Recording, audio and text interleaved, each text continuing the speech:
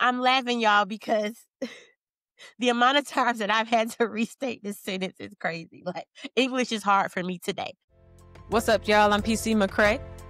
Hey, y'all, my name is Shaunda Head, and this is the Everything Has Changed podcast.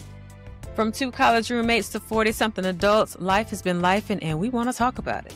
We're the new adults, y'all. How did that happen? I don't know, P, but we got to talk about it. Let's do it. Let's go. Let's go. Welcome to the very first bonus episode of the Everything Has Changed podcast. My name is Shaun. You may recall I am one of the co-hosts of the Everything Has Changed podcast with me and my old roomie P, and I'm up first. So I thought today we would talk about, just give you a little bit more background on me in case you are I was about to say reader. In case you are a listener of the podcast. Of course, we are now in our second season. Thank you to everyone who's been with us since the first season. Thank you to our new listeners, maybe some new watchers on the YouTube. We thank you for being here. We thought that this will be like a really good opportunity for us to just kind of get a little bit more specific sometimes, maybe in our stories, maybe in some stuff that we want to share. I think we also both have some plans on including you in on what we have coming up that you might be able to take part in. And so we have a lot of different ideas floating around, but really it's just a free for all. I want to talk about pretty much how I got here. As in, if you don't know me from fam, if you don't already know me as one of P's friends, then you're going to learn a little bit more about me today. Okay. So my name is Shaunda, Shaunda Head, as a lot of people, especially from college, call me by my first and last name. Was it weird at first? Yeah, but now that's just what it is. And I go by that everywhere that I go. You may already know me and P were roommates freshman year at FAM in the year 2000. So we just celebrated I ain't celebrate because I ain't get to go. But our freshman class just had the 25-year reunion. So, we've been around for a while, and P and I were roommates. We stayed in McGuinn, room 202 to be exact. And I think we talked about it on the very, very first episode, but I was so afraid. I was the most sensitive, quiet child.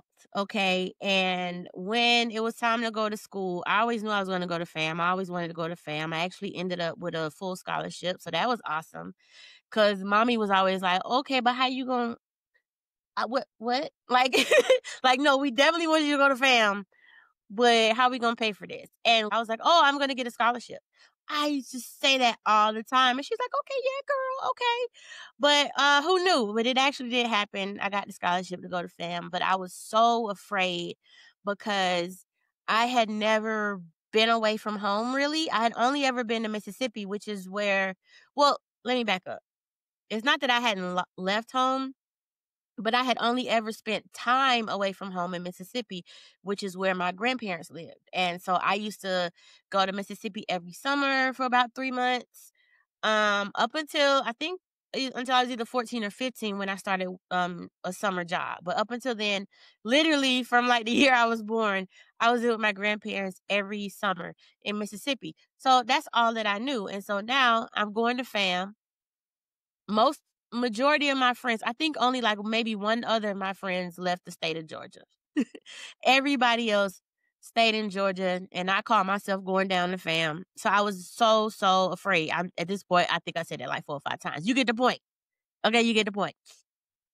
I really lucked up though, in getting P as my roommate. She was just like the most gracious, y'all know P, just sophisticated. Okay, she had her head on straight, and thank the good Lord, because I feel like I had my head on straight too, but I also was here for all the shenanigans. Okay, I was also here for the partying. A whole lot of people from my high school actually went. Shout out Southwest DeKalb. Okay, also known at that time as a little FAMU, and probably also known as that still. Because in case you hadn't heard, FAMU right now has the first head. I'm laughing, y'all, because the amount of times that I've had to restate this sentence is crazy. Like, English is hard for me today. FAMU currently has their first female head drum major. And she went to my high school, as did the last female drum major. She wasn't head drum major, but she was the first female drum major. And she also went to my high school. So shout out Southwest DeKalb. We had a really huge group of folks come down to fam the year that I came down, and really every year. So I was also thankful for that. So I had I had a good handful of friends who came down with me. So I knew some people. And I came down for graphic design. Actually, no, I came down I wanted to do mass communications. Turns out that wasn't a thing back then. I'm not even sure if it's a thing now. I should check. But back then at FAM, they didn't have a mass communication major. They had J school, right? So journalism major. And then you had to pick one. And so I was not prepared to do that. But my advisor, oh my gosh, what was her name? Miss Hall, Miss Young, Miss Jones, one of them. Fly ass black lady with the teeniest bit of hair. Like, she really was like the first black lady I seen with, it wasn't even a fade. She was pretty much bald and beautiful. Oh my gosh. And so she was just so welcoming. And she was the one who sat us down, me and mommy, when you come in for your first week as a freshman and you meet the counselors and advisors and all that stuff. And she said, well, I see here you're an artist, you like art, you love computers. Have you ever heard of graphic design? And that's literally how I heard of graphic design. And off the basis of that one conversation, I signed up to be a graphic design major. Back then, I think it was called graphic communications. But I was a graphic design major all 4 years, and I was an English minor. And then towards maybe the last year, I switched that minor over to magazine design because I really wanted to graduate and go to New York, work for Vibe magazine or The Source or Double XL, something. I was just so much into music. And but also I was a writer and a designer. So I did work on the magazine. Was it called the FAMUan? I think. Correct me if I'm wrong, y'all. But I designed for the campus magazine, and all that. So I came out in 04 and really could not get a job. But I had already decided that I wanted to go to grad school. So I went to grad school at SCAD, which is Savannah College of Art and Design. And it was the first year that they came to Atlanta. So that made it even better. I didn't have to go down to Savannah. I was already back home in Atlanta. So went to SCAD. Got an internship in LA in 2006. So I got to go out to E Entertainment Television. I was an intern in their design department. So I got to do the little graphics and stuff that you see flying across the screen when you're watching TV. For E in particular, E True Hollywood Story. I worked on Hilary Duff's E True Hollywood Story. That's gonna be my little claim to fame for the rest of my life for anybody who remember Hilary Duff. Okay, and then I worked on the animations for the other countries for E True Hollywood Story. Because the wording and stuff is going to be different languages. All right.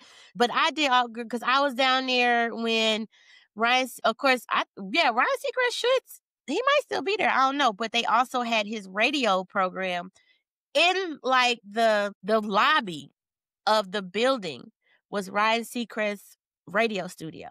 So you could look in the window and see him doing his thing. But yeah, I had a ball in LA summer 06. Came back home and literally the creative director asked me if I wanted to stay, and I said no, like a fool. I was like, I gotta go home and finish my degree. Girl, what? But it all worked out. because when I came back home, shortly thereafter was when my mom was diagnosed with cancer. So as it turned out, I was meant to be here back in Atlanta for her last years of life. So everything happens as it should. But yeah, I ended up after grad school, I had always been freelancing. I had been freelancing since freshman year.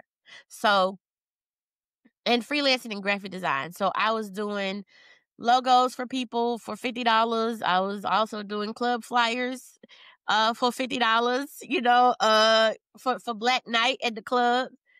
So started doing some web design, and I was also starting to do professional photography because I took some photography classes at FAM, but then when I went to grad school, I made all my electives in photography, studio photography to be exact. So I want to know how to light. And I already knew about retouching from a graphic designer's perspective, but I wanted to also learn about the photography side of it so I could just be good at what I did. And that actually was a really great decision, I got to say, because most people didn't know how to retouch back then. Or they would say, yeah, we're going to retouch it. No, it was not. It wasn't real retouching. But because I was also a graphic designer, I knew Photoshop for real, for real. I didn't, because, sometimes when you learn a program, you learn enough to get what you need to done. And then as you move forward, you will learn some more. But for me, I had learned it from the graphic design perspective. Then I learned it from a photographer's perspective, and I was able to marry the two. So I actually got a lot of work as a professional photographer because I could retouch the shit out of your shit. And people always were like, I don't need retouching. I'm beautiful. I have great skin.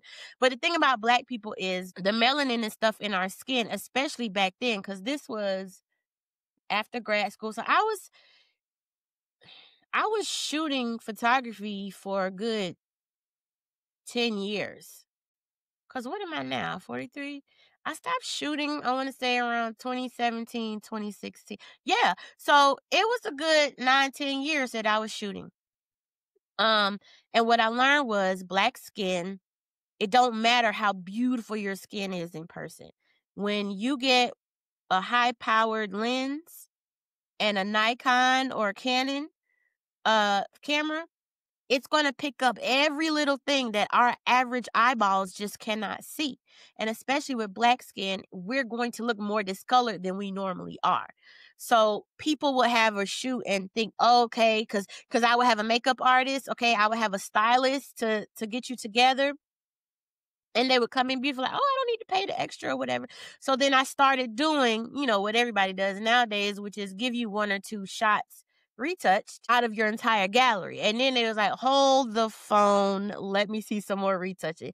And I also was not out here trying to give you I wasn't trying to make you look like glamour shots if it wasn't a glamour shot, shoot.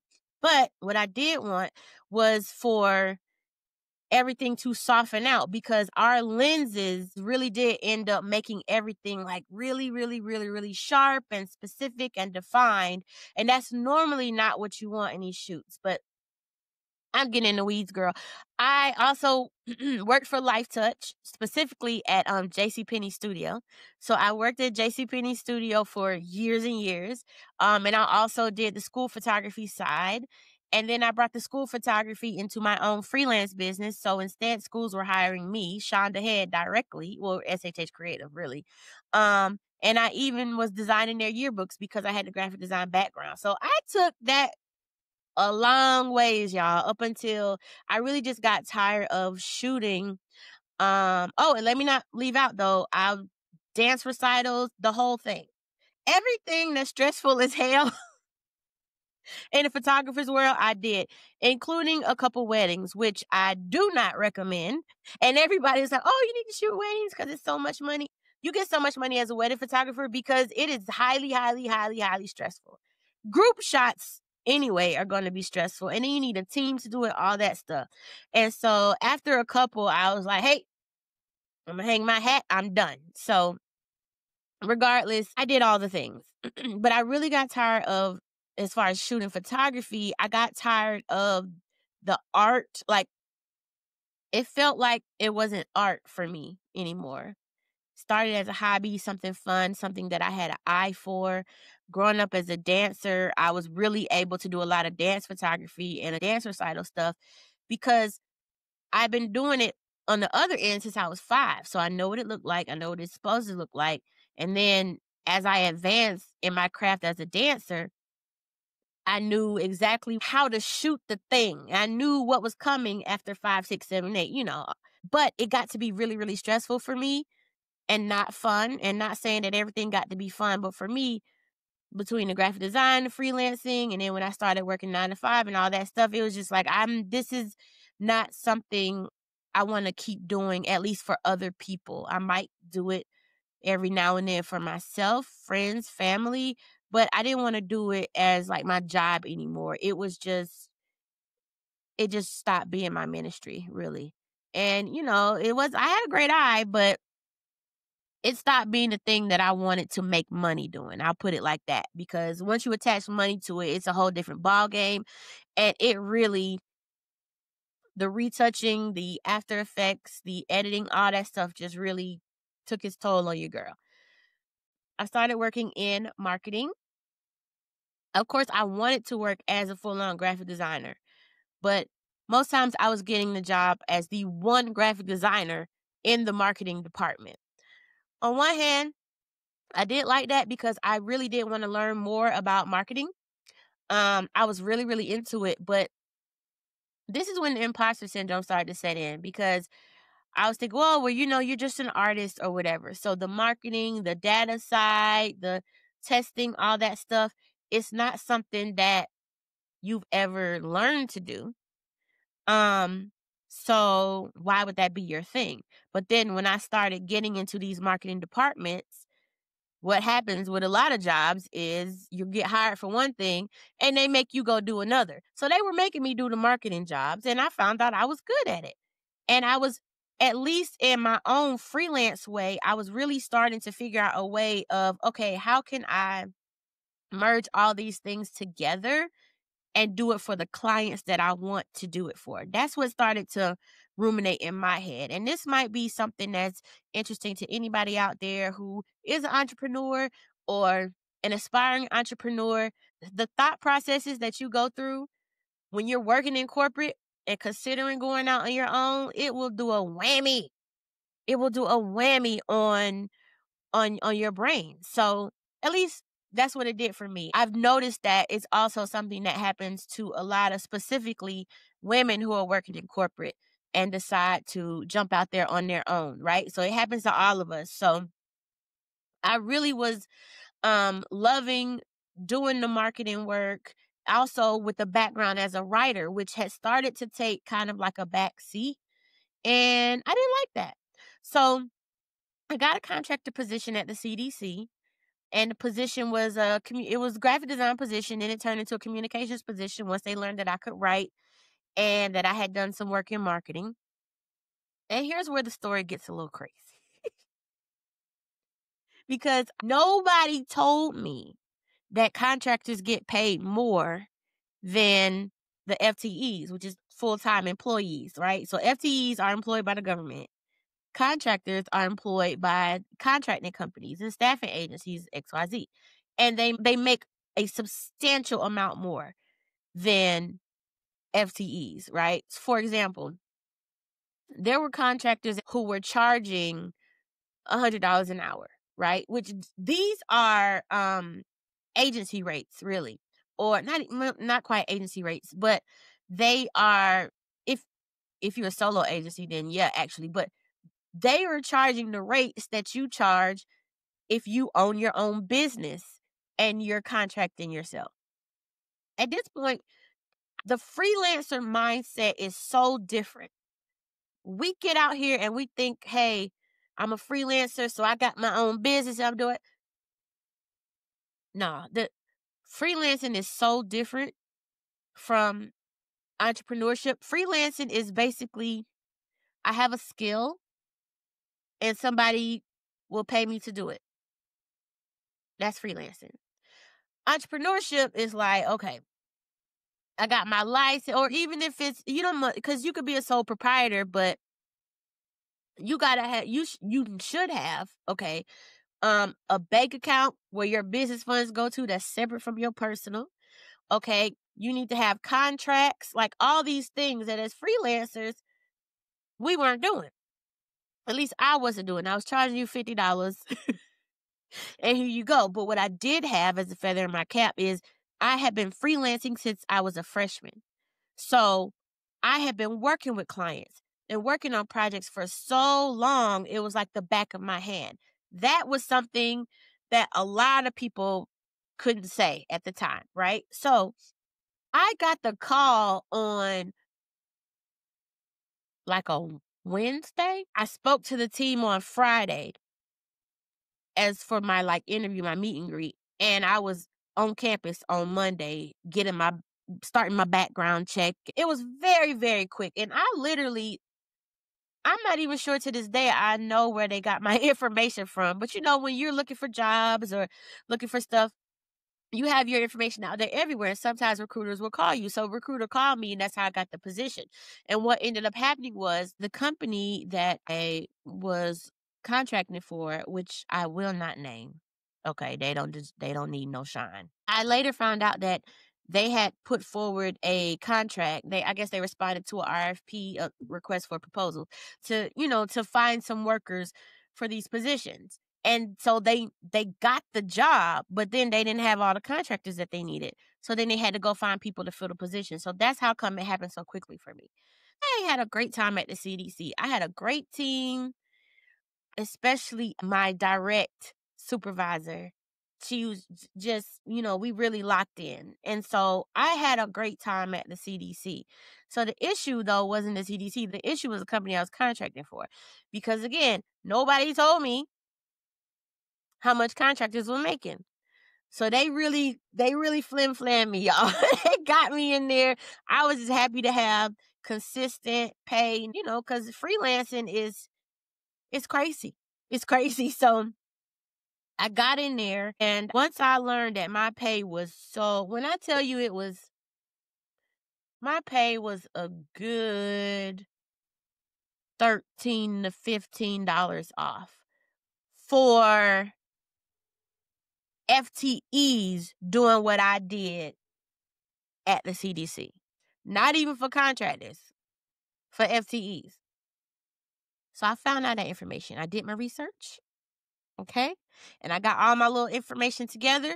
Because I wasn't even asking for what the contractors who had their solo agency and stuff going with. I wasn't asking for $100 an hour, but I was asking for more than 20 when my counterparts who were doing the same thing at the organization were making $35 an hour. So I went to my contracting agency and I was like, hey, look, I think I deserve a raise, because also I had been singled out repeatedly by my team, by the director of the center that I was in, because the CDC is 12 different centers. At least at the time it was. I haven't been keeping up. I'm not sure anymore.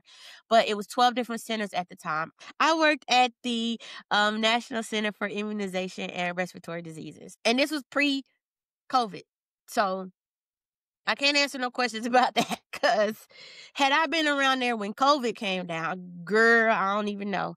But that's the center, that respiratory disease, right? So that would be like the main center, I'm sure, that was deep in the trenches with COVID stuff. So anyway, this was 2015. This was 2015, because this was also the same year that my granny came to live with me. And as you may know, my granny came to live with me at the age of 90. She had Alzheimer's, and my mom was no longer here. So that left me to take care of her. So she moved in with me when she was 90, and she lived with me till 97. She passed at 97. But she came to live with me literally like the month after I started at the CDC. So that year was bananas. Because then I was trying to find a sitter who could stay with her while I was at my job, because I didn't want to lose my job by not being able to be there, all that kind of stuff. So anyway, I went to my company and asked let me at least get closer to the amount that the folks that are doing what I do at the CDC what they're making. Matter of fact, I was doing more than they did because I was, as contractor, I was responsible for a lot of the stuff that was in the contract that they were signed up for. But they had flim-flammed me because I ain't know no better, and I said yes, right? So they were like, no, we can't do anything. We're going to have to wait until it gets closer to your year. And we only re-up. Okay, well, she didn't say re-up, but we only going to re-up you when it's time to hit your year. And I think I had like 3 months left till I was going to hit my anniversary. And I was like, okay, you know what? Cool. I can do that. Put me on the schedule though, because actually, no, it wasn't 3. It was actually more like 6 months. Because I remember waiting a few months, and then I was like, okay, we're 3 months out. I should be able to have a conversation with them now for real about what the pay is going to be. I started trying to get on their calendar 3 months ahead of my anniversary date. They could not find the time to talk to me. I'm calling, I'm emailing, I'm leaving voicemails, right? Could not get me on the schedule. Within the month before the anniversary, they allowed me to talk to essentially the front desk lady, right? Essentially, she was the assistant for the contract. So not the lady who owned the contracting company, not the lady who hired me, but the lady who makes the phone calls to everybody. So I gave her my spiel. She was supposed to pass it along. She passed along the information, and I didn't hear back. Okay, wait a couple more weeks because we're about 2 weeks out from my anniversary date. Keep in mind, I've been waiting now for about 6 months. And I've started trying to get on their schedule and talk to them 3 months out. So we get down to about a couple weeks left, and I send them an email with all of my stuff that I had researched and looked up, my background, all of my accolades, because I was racking up the accolades, y'all, in my position because they weren't used to having somebody who was already, I just had done a lot of stuff at that point in time by the time I came through their doors, simply because I had been a freelancer. So I had been doing creative direction and art direction and copywriting and all these different things. And then I was able to give them the research of what the people made who worked at the CDC doing something similar. Again, I was doing more in my position, but who held the titles of, communications analyst, right? Or visual communications analyst. There were a few different ones. Sent them all my stuff. Anniversary date comes. Still, I had never gotten a chance to speak to the owner and it was a small company. So when I say owner, I don't mean like, hey, I'm trying to talk to Barack. Like, no, this was a small company. They employed a lot of contractors. Their actual internal team was not that big. It was probably maybe like 5 people. But whenever she would come to campus, they would want to throw my name around because I was one of the contractors who had accumulated the most accolades, right? But I can't get you on the phone, or I can't get you to respond to an email about how I should be making more. So here comes the anniversary date. They called me up. And by they, I mean the front desk lady. She calls me up. And she says, hey, Shaunda, we are so happy to offer you. Oh, because also they do it on anniversary dates because it's supposed to be based on your performance throughout the year. And she's the one who calls me. And she's the one who says to me, we're going to offer you. And I'm so sorry. I cannot recall how much it is that she said that she was going to offer me. But I can tell you that it added up to about 30 more cents an hour. And I'm not embellishing. I did the calculations.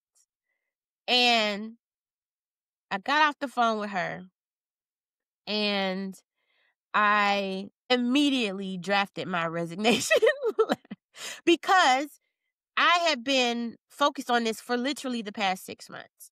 And I also had been racking up the accolades, right?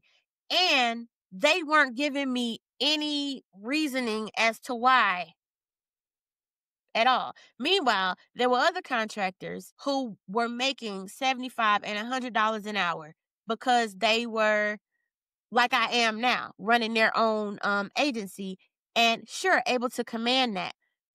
I wanted to get closer to 35 because that's what the folks who were doing my position at the CDC were making. I think I was making 20 at this point. So I drafted my resignation letter. I had a few friends look it over. And I had already told my closest coworker to me at the time. I had already told her what was going on. If they're not willing to budge or offer me anything, then I'm going to be tendering my resignation. They did not respond well. And I sent an email with my resignation letter. Since y'all ain't calling, I ain't gonna call y'all. The front desk lady calls me back the next day, and she's like, I knew that you weren't gonna go for that amount.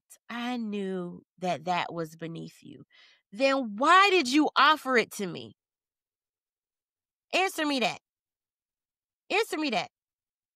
Because all the other non-POC people on y'all contracts are making boo-koo money. Now, if I had never said anything, that's a different deal. I started saying this 6 months ago, and y'all told me you were going to look into it and give it the full once over when it was time, right? And I knew from my team that I was a great worker. And then I knew from people outside of my team, the directors and stuff who were giving me accolades, they were taking my work home. I was creating posters and stuff for the entire center. I was supposed to be doing all internal communications, but then they started asking me to do communications that started to be external. Like I was doing all the things. People started seeking me out. And you know that because every time you come to campus, you throw my name around, right? As one of your best workers. And then you call me and you offer me literally 30 more cents an hour. I was disappointed. I was heartbroken. And I was really upset because I just had so much... I had so much experience freelancing and working with different kinds of people. I wasn't really used to not being valued at all.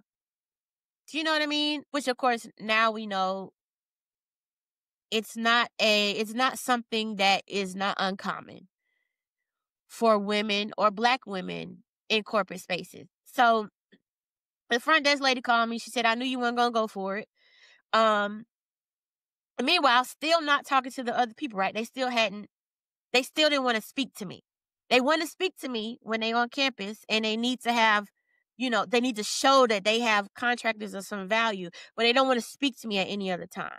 So they gave me, another offer, which they basically said, hey, we can give you maybe, I don't know if it was $5 more. It may have been something like $5 more now.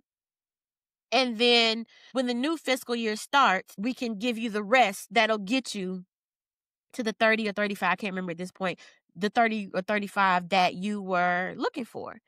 And the new fiscal year would have been in like another 3 months.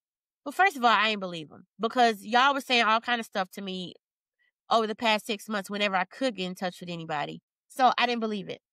But I did consider it because I loved my team.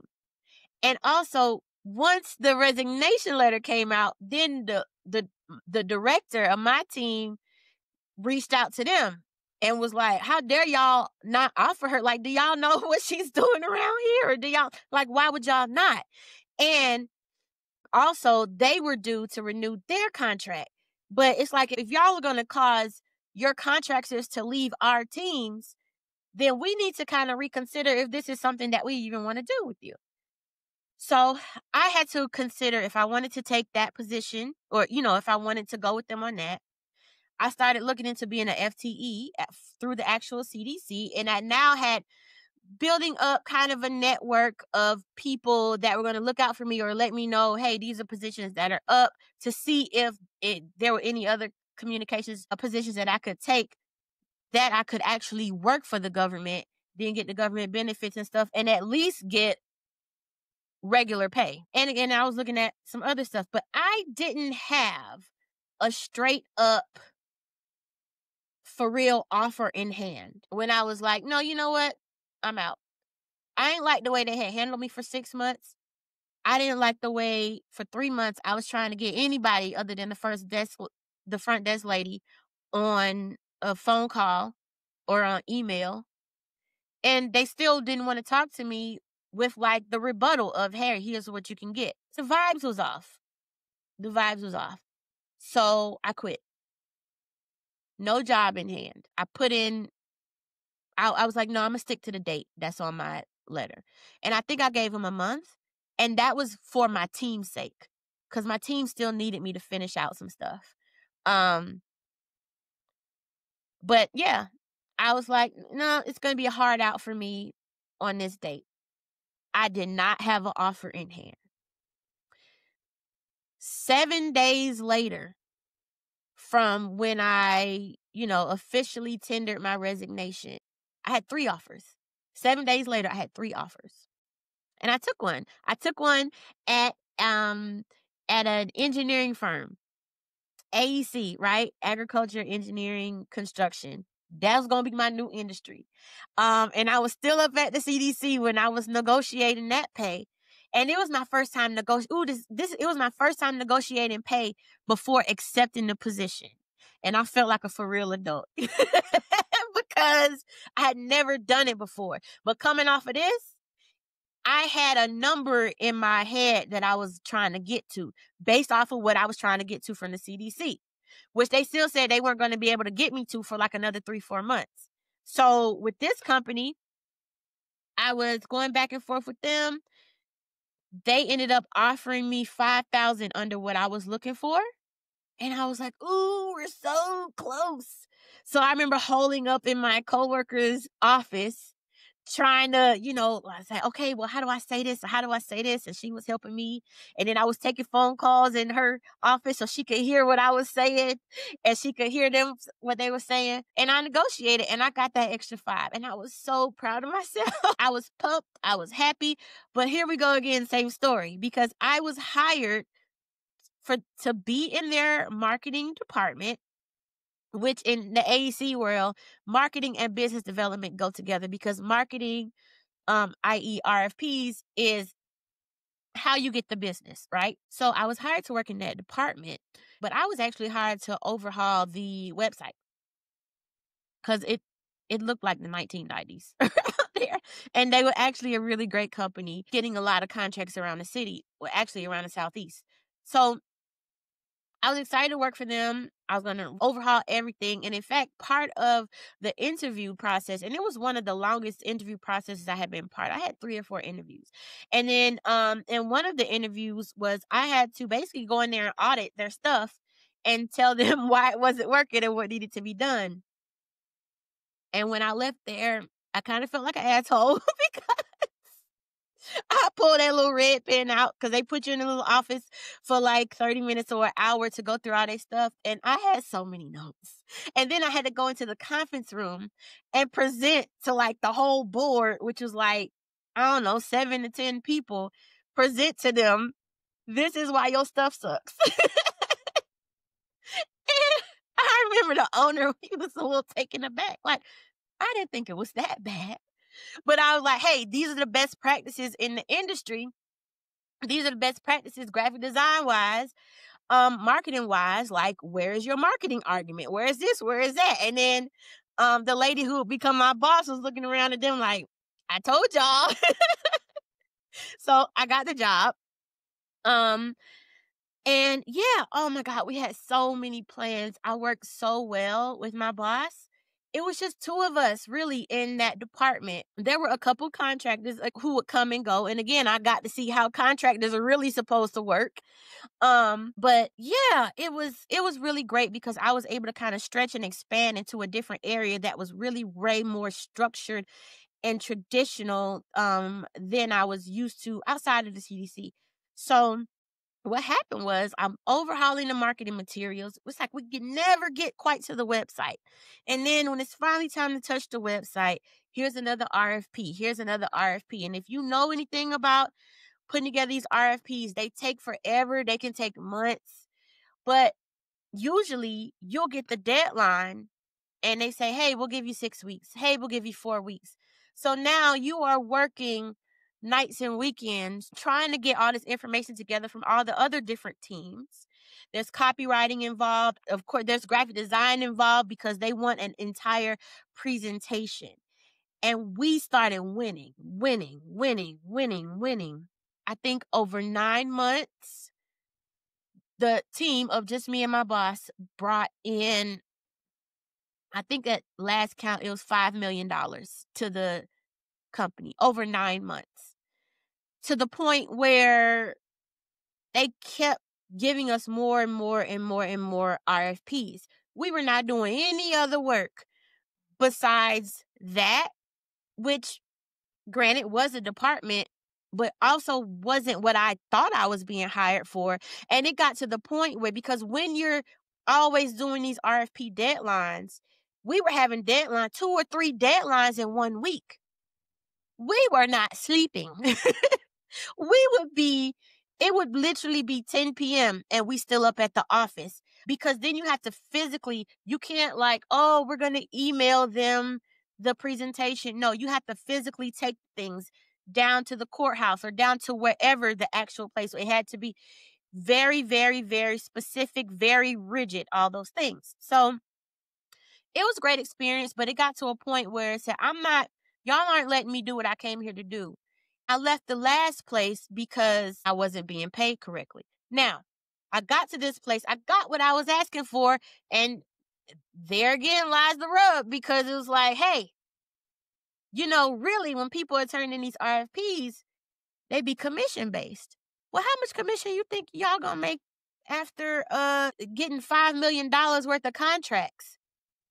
Do you know what I mean? And so I was there.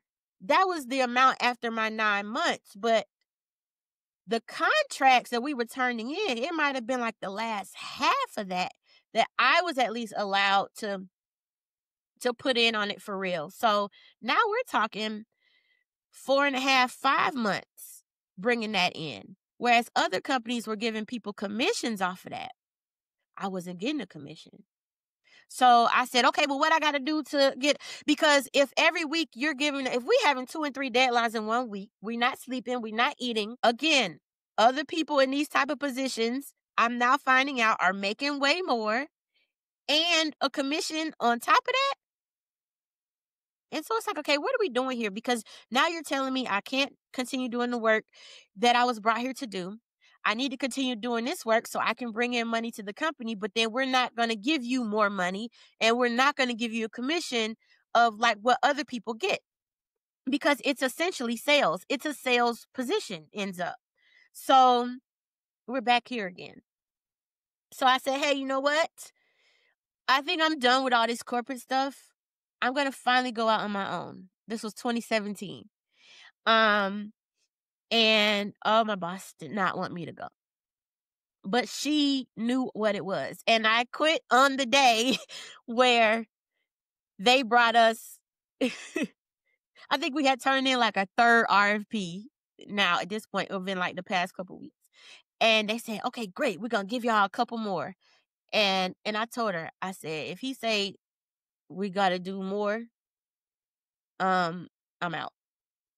I'm not, because it's just 2 of us. And they keep hounding us over the head because we keep winning the contracts. And I don't think she believed me.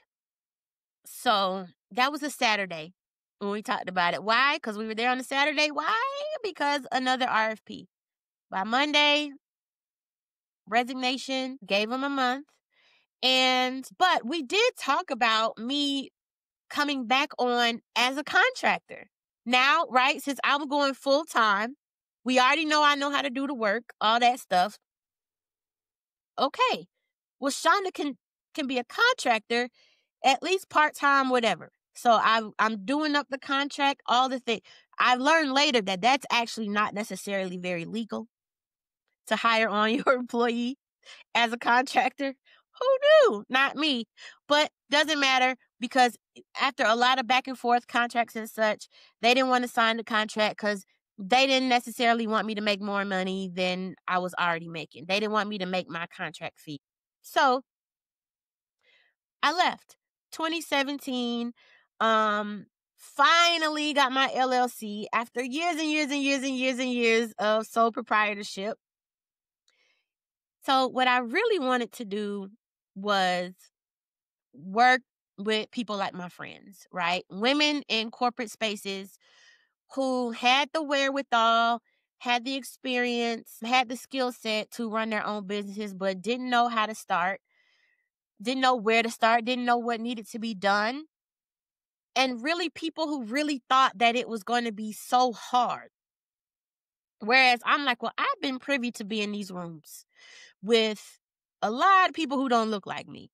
And it's not that it's not hard, but it's like you don't even know the resources that are available to you for you to be able to do this.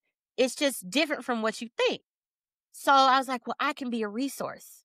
I can be a resource to women who are running small businesses who need to know how to bring their business online. Or really what it turned more into is, as I started to get more and more clients who were coming from corporate spaces, how can you stand out? How can you be seen? Because when we are working in corporate, we are very structured.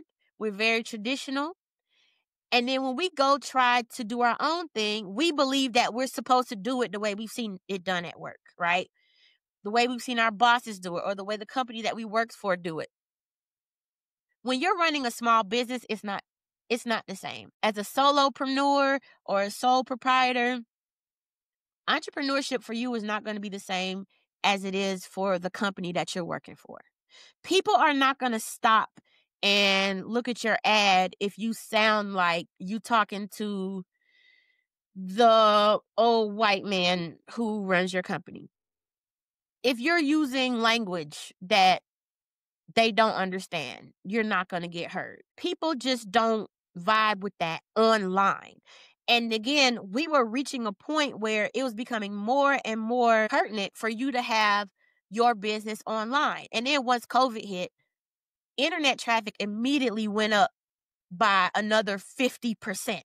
So because everybody was at home, everybody was on their phones, everybody was on their computers, on their internet. Everybody was trying to start their own business since they were now at home working, right? Ooh, it was a good time. COVID time was a good time, to be honest, for online entrepreneurship. 2020, 2021, there was like and then with all the stimulus packages and stuff, there was like an influx of cash coming into the industry. And then so many people were trying to join the industry as well. So it was a lot of work to do. What I noticed is people were just trying to start their own business and just did not have any idea what to do besides, let me just try to do what I've seen my job do.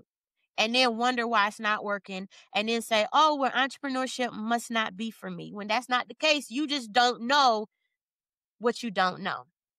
Right? So, of course, this was pre-COVID. It was 2017 when I went full time. Crazy ass year.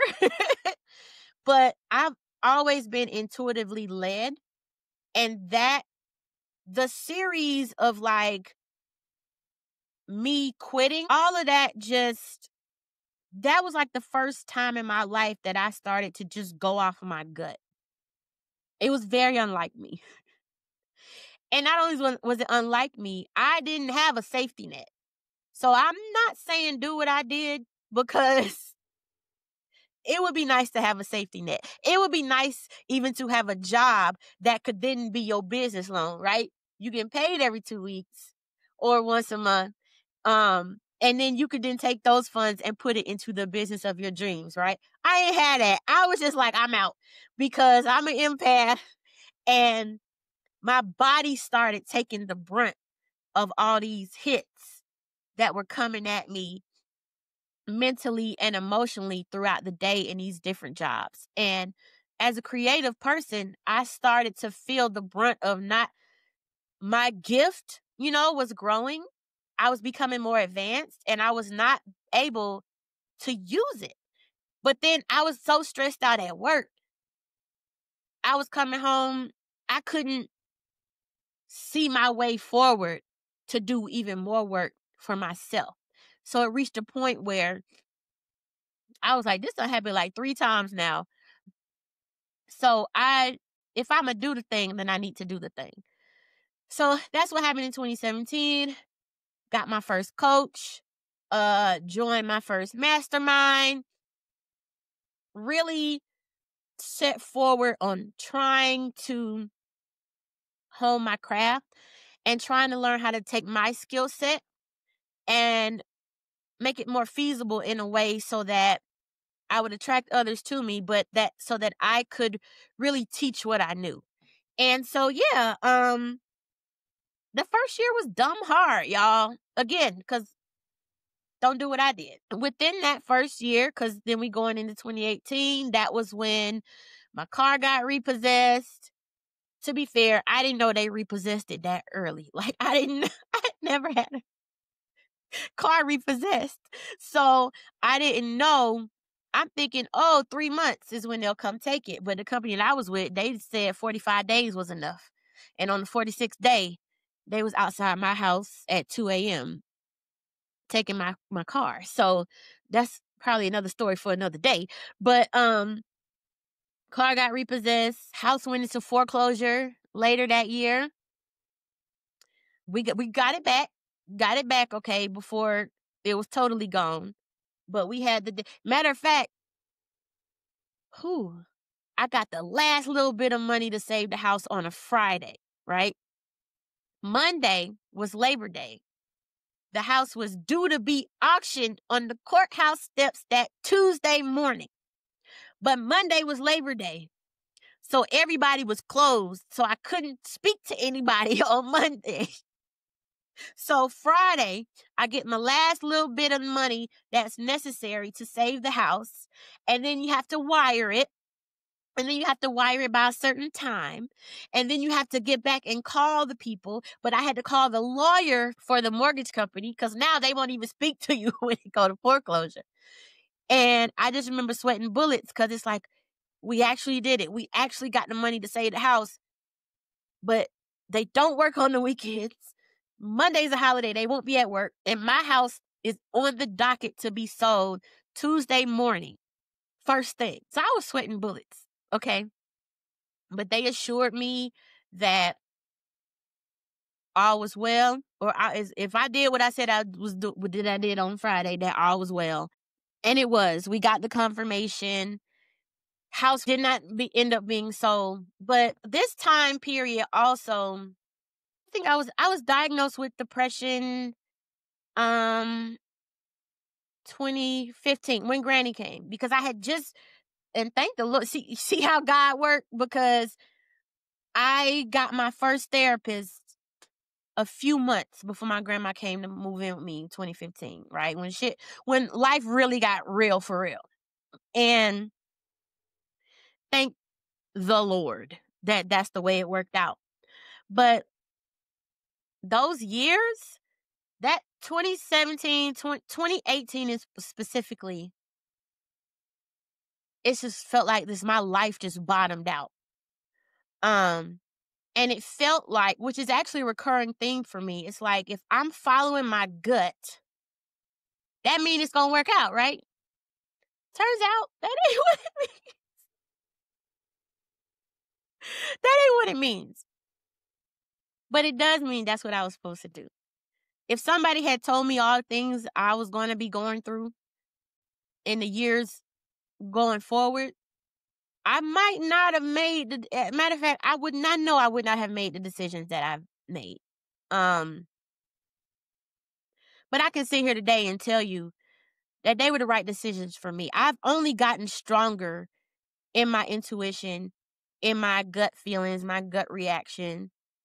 Even this year, if you've listened to any of the other episodes from throughout this year, me and P have talked a lot about the changes that this year specifically have brought, and how we always asking God, now God, are you sure? You sure this is what you want me to do? Because I've learned that it's not actually easier when you were following the assignment, right? Or where you feel like you're being led. That doesn't mean it's easy. That don't mean it's going to be easy, actually, is a better way to say that. But it's what's necessary for you to become who you're meant to become. And I can tell you back then in them days, I could feel it inside of me. That's what was causing me to quit my jobs. Like I felt something growing up in my spirit. Like I could feel some, like, ooh, like what's it called? Spiritual community. I'm thinking about the Kundalini awakening, but I am not sure that that's exactly it. But that's what it feels like. It was like something just like, and it's like, if I don't do this thing, if I don't make this decision, I'm literally might explode. Because I literally can't exist. There's something inside me that cannot exist as things stand right now. And that has happened over and over and over and over and over and over and over again. And actually, as I'm sitting here talking to you right now, I'm realizing that literally has happened to me. It's just in the past few months, which always inevitably leads to being like, well, then why is it so hard then, God? If I'm doing what you told me to do, if I'm following my assignment as I understand it to be, why is it so hard? Why does it appear as if things aren't working out? And I'm literally, I'm just now realizing as I'm saying this, that this happens every single time I follow my gut instinct. And I forgot that. It's a part of the process. That's also a part of the process, is feeling like you don't know what the fuck. And you don't have no help, nothing. So are we still doing this? Or not even are we still doing this? Because it always happens after you've done it. But the question is, okay, am I going back then? Like, am I reneging? But no take backsies, okay? It's done. It's a done deal. But so maybe that's for you too. Like, when you follow your gut, that's just step 0. At the moment you follow your gut, now you on a new journey. And if it's a journey, look, I'm a fantasy reader. Fantasy romance, all that.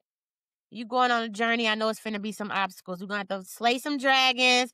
We're going to have to shoot somebody in the eye. You know what I'm saying? We're going to have to poison this guy. We have to do something on this journey. But the journey don't even start till we make the decision to be like, oh, okay, you know what? I'm going to just do this. So that's what my life has been like, you guys. Like, saved the house. Started to really key, like, I think I might have told this story before here on the show, but got a really good business coach. I've had a few different business coaches. Like, one of them, I say, she changed my life because I didn't understand the whole concept of, I happen to be a person, and I know that everybody's not like this. I'm a person who, I gotta see you do it. I don't get angry or envious when I see people, something working out for people or something. I be like, oh, well, shit. You know what I mean? And so when I started hanging with this business coach, watching her move, her network of people, starting to take classes from them and hire them to be my coaches and stuff. And so now the world is starting to look different because now it's the proximity. I didn't have a proximity before. When I was freelancing from Georgia and charging $25, $30, $50 for my logos and club flyers, that was because I was like, well, my clients are people around here, people in my neighborhood. This is what they're going to pay. But I went to college for this. I went to grad school for this. I got degrees for this. My white peers are charging $10,000 for a website. Why am I charging $250? I was charging $250 because I'm like, oh, my clients, this is what they can afford. Not even thinking, how are you making websites for people and you forgot the internet exists? Your clients is on the internet, girl. So stuff like that. Seeing what people were doing, people with the same skill set as me. I remember watching a podcast and this guy was sitting up there, and it was, I love a business podcast. So he was sitting up there going through the whole webinar strategy, going through all the online marketing strategies, all the percentage points and data that you look for. And the host was like, wow, oh, I didn't know that. And I'm sitting there listening to him. Every single thing that came out his mouth, I knew. And I'm not saying that in a conceited way. I'm saying I had been trained in this stuff. I had the same knowledge and skill set he had. And he was sitting in front of people that were so awestruck over his knowledge. And I remember that's when my brain was like, because it was like, I got the same knowledge as this guy. I could wow people too if I wanted to. I ain't even tried it. And he's literally a multi-millionaire. He's a multi-millionaire. And this was years ago when he did this. So he more than that by now, I'm sure. But I remember sitting there thinking, I'm not a multi-millionaire. At the time, I was trying to hit 6 figures. And he's a multi-millionaire. And he wasn't saying anything more different than I would have. That's what made my mind go. I started to get clients who would get on my calendar and they would say to me, oh, do you know so-and-so? Do you know so-and-so? Do you know so-and-so? And not know as in was I friends with them, but did I know of them? And every single time I would be like, yeah, I do. I know her. I've seen her. I've seen her work, his work. And they would be asking me, did I know him? Because they would be like, oh, yeah, well, I got a strategy session from them, or I did this with them, or I did that with them. And in my head, I'll be thinking, well, why are you coming to me if you work with them already? And without a doubt, every time somebody would ask me, did I know so-and-so? And it was somebody that I actually look up to in our field, and they would say they had given them money for a thing. Every single time they would say, what I had just said to them was what they were missing. And every single time a person who sat in front of me and had a consultation with me and they mentioned some larger, more well-known name or coach or strategist in our industry, every single time they hired me. And I would get off that call like, well, I'll be goddamn. Because as an entrepreneur, you have to repeatedly have these things happen to you. Because I just seen a video yesterday. This girl was like, if you ever wanted to see how God worked, be an entrepreneur. Because one day you be negative and the next day somebody will pay you $10,000, like no sweat off their back. And it is so true, y'all. It is like, you can run yourself ragged being an entrepreneur. It is not for the faint of heart. People ask me all the time, is it supposed to be this hard? The answer is yes. It is one of the hardest things you're going to do. And that's why it's not meant for everybody. And that's fine too, because you have to repeatedly have these opportunities to see, or not, I don't want to say have to, because maybe you won't. And it's going to get to you.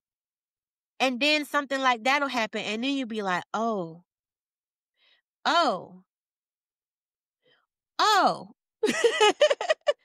I don't have to feel like an imposter. At the end of the day, there are people that are going to be attached to you and your purpose and your assignment. So it don't matter who else they go to. If they're attached to you, they're going to have to come through you. So if you're not acting or working or moving forward in your purpose, you are leaving some other people out to dry. So if you're a people pleaser, ruminate on that for a minute. You know what I mean? There's people that are attached to you you're literally going to be their catalyst. The same way there were catalysts for me. People who changed my life. There was another business coach. She was the one who actually changed my business. And I was able to pay her $49 for her membership.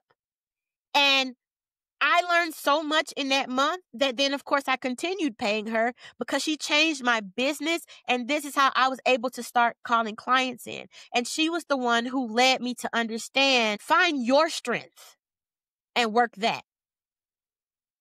And so after all these years of the repossession and the foreclosure and the feeling like an imposter and scared to call myself a marketer because I was really just an artist maybe and all that. I've learned that it was me that made the difference. And that's just so cliche to say, but it's cliche because it's true. But when I say it was me that made the difference, I mean it was my voice. I'm from Atlanta. I talk like I'm from Atlanta. I don't remove any of the dialects or the words, even when I cuss. I don't remove any of that. It's not going to sit right with some people. Perfect. Because I don't want it to sit right with everybody. I only want it to sit right with the people who are attached to me. If they attached to me, it don't matter what I do. It's me that's attracting them. See, but that means it's going to deflect some other people. And that's fine too. That's fine too. In fact, that's the way it's supposed to work. People get mad all the time at the way folks are marketing stuff as if it matters. It don't matter that you don't like it because they not for you. What matters is that they have enough people that are actually for them that they can then enact their purpose and make a living and build their own legacy, all that kind of thing. So the things that have happened over my life are the way that I got to the way that I am now and the way that I operate now, which is really helping other women to lean more into their expression, lean more into you so that you can now go and build your own business. And it's like unlearning all that corporate stuff and bringing in more of you, right? Learning who you are, learning who are the people that are attached to you so that you can put yourself in front of them. Then taking that information, that's the strategy stuff. Then we take that and pull on all the digital marketing and the online strategy stuff. So to make sure that you're being seen and heard, but mainly by the people that you need to be seen and heard, right? So that's the work that I do now. The work has afforded me to be featured by Essence Magazine, Sirius XM. I've been on the radio. I've been on time.com. So Time Magazines, I've been on time.com twice.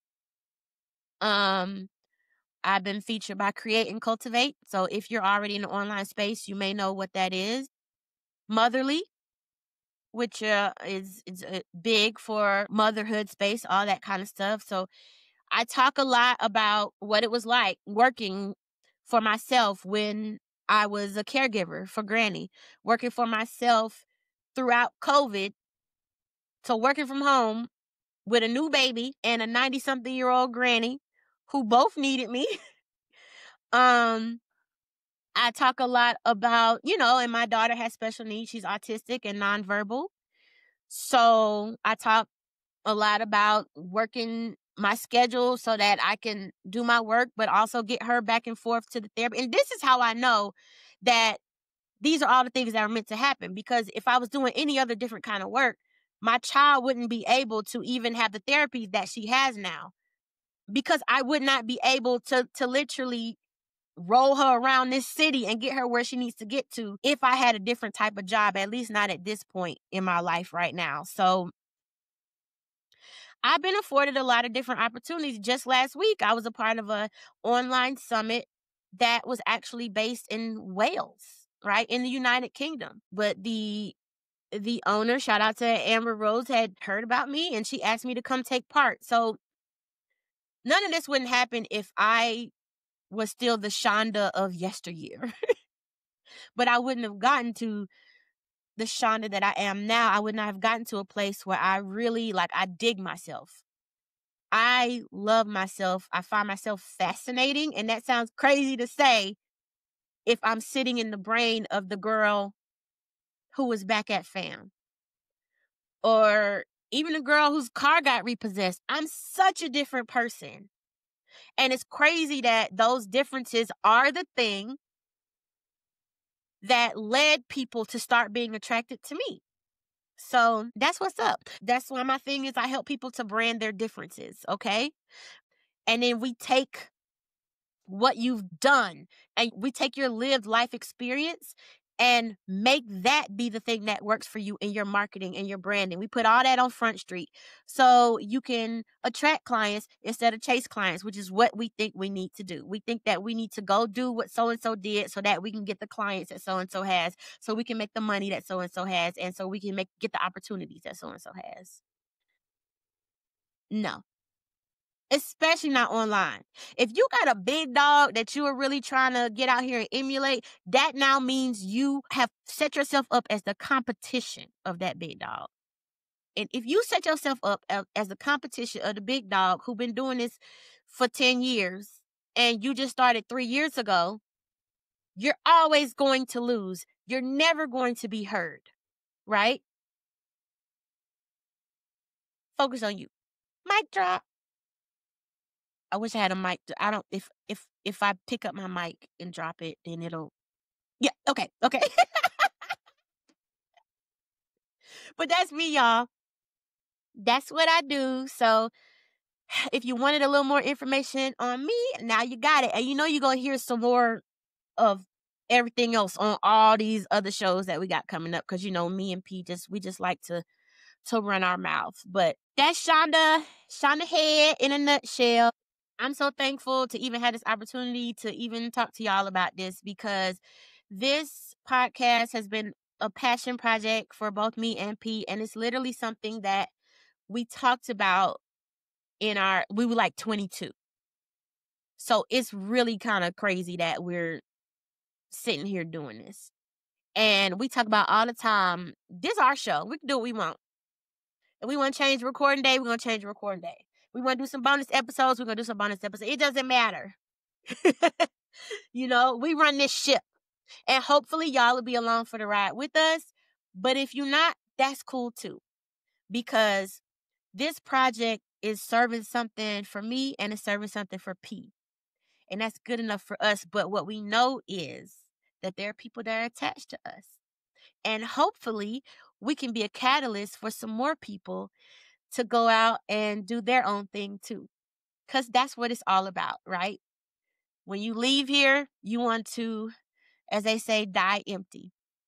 And that's actually something that haunts me, because I feel like I got 85,000 things going on in my brain at any given moment. And I want to get it all out before it's all said and done, right? But that's what we want. We want to help.